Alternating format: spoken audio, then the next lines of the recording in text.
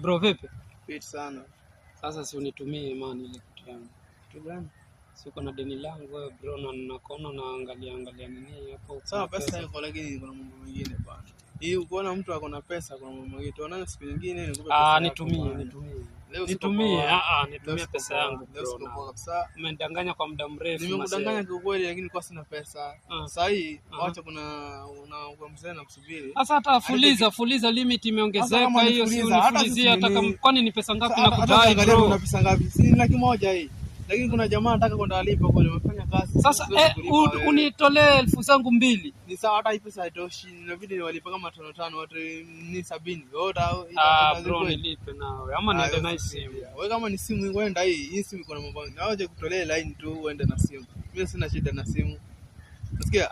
Bro lakini sipo mzee. Kama unadaiwa mzee. Udaiwa unajua unadai kweli, lakini sisi tutapeana siku nyingine, si leo. Tuonane mwisho nini tarehe 35. Tutaonana siku hiyo. Nasikia? Uko na uchi.